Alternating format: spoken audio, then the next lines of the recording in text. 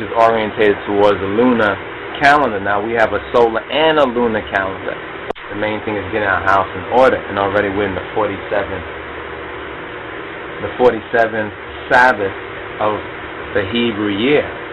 So this Saturday, this in the Western date would be Friday, or be actually Saturday, July 31st, right? July 31st would be the 47th Senbet or Sabbath in our Hebrew year, which is orientated towards the lunar calendar. Now we have a solar and a lunar calendar. As Ethiopian Hebrews, we have a solar and a lunar calendar. Or actually, to put it in order, we have a lunar first and a solar calendar. So through our Hebrew or Judaic heritage, we have a lunar calendar. It's according to the celestial heavenly signs. So now most of us live in Babylon. We have false stars, false light, and most of us don't really understand. We're disorientated, so we don't even understand the signs in the heavens that Genesis even lays out from the Almighty, that the heavens will be for signs and seasons and days and years.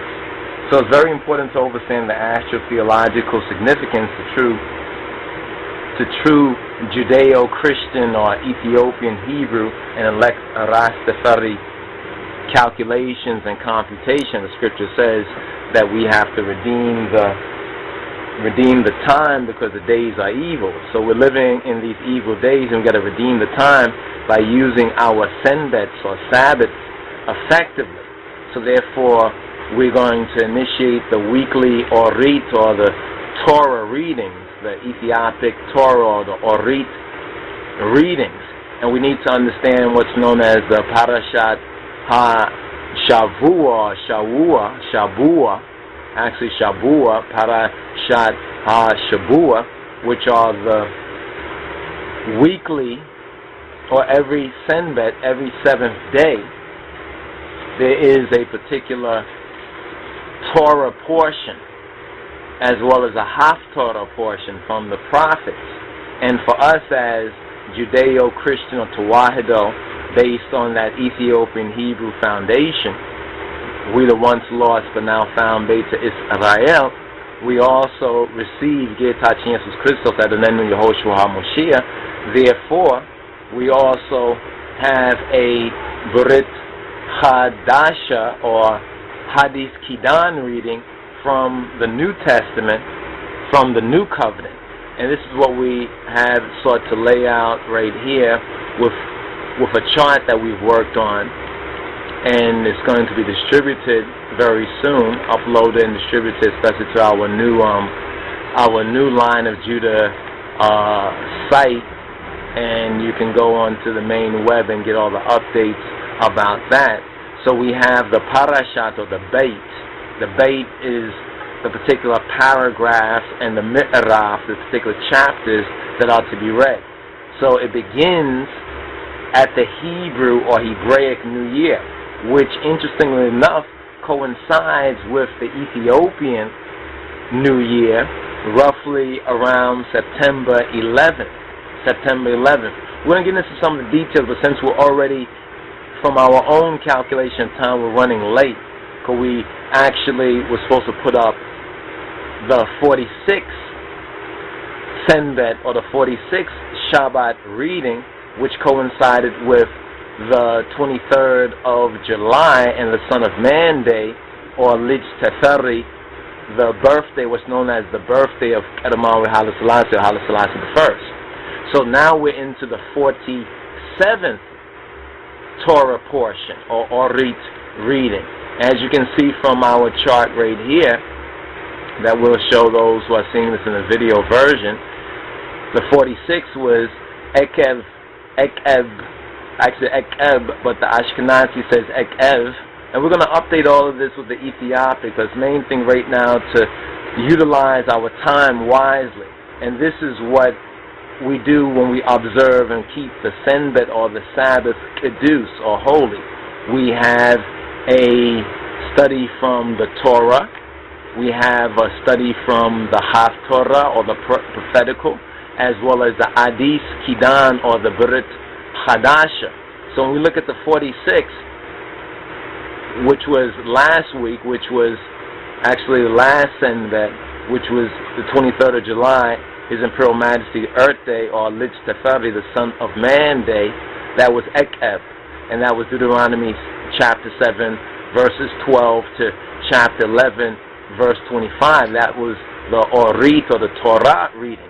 Now, this particular Senbet, or the Senbet for July 31st, is known in the Hebrew as either Ri'yeh, or really we say Arai.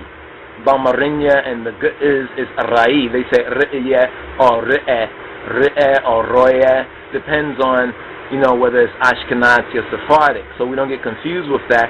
We study that, but then we follow the Ethiopic and we study the Metaf Kedus of Negus and Negast. But the reading for the 47th Senbet in the year, we have about 54 of them. So we have roughly about 8 more until we're coming into the new year, and that coincides with September 11th. That coincides with Rosh Hashanah. So this is just a reminder of the Senbet and the Sabbath readings. And we're going to get into a little bit of study on this, as well as seek to provide some audio streaming of the more expanded teaching and lessons, as well as when ones want to order the audio or download the audio, we also hope to have that available for one-to-one soon. But the first thing we want to put up, especially at our updated site and our updated blog, Line of Judah blog, are these charts like the Orit reading or the Torah reading chart. So ones-to-ones in their own private or family communion time on the Senbet, on the Sabbath, on the Shabbat, can study this and can read this and can grow and basically redeem the time, because these days are evil. So keeping the Senbet is very important for us to understand the importance of keeping the Senbet. And we did another teaching that hopefully this particular so-called weekend or this particular Damena Ehud, we will be able to upload that edited as much as possible. And since some of these things have to come out in rapid succession in order to give one the fuller teaching, they may not be as edited as some of the other teaching videos. So it's all about the Word, and you really have to listen to the Word and follow along with your scripture. So we're going to get into what are the Torah portions, or what are the Orit portion. And we have to understand what these readings and teachings, our cultural as well as, one would say, traditional weekly Torah readings on the Senbet. What is done on the Senbet each Saturday in the Mikrab or Mikraboch, or the synagogues, the Ethiopian Hebrew and the Judeo from our Judeo-Christian foundation. And for us as elect Rastafari, each Kedame or Senbet, the Shabbat, in our groundations, our gatherings, what was known as the synagogue from such a time around the world or wherever we are at, a portion from the Torah, which we know as the Orit, that's called the Parasha, is publicly chanted. The Torah is divided into 54 of these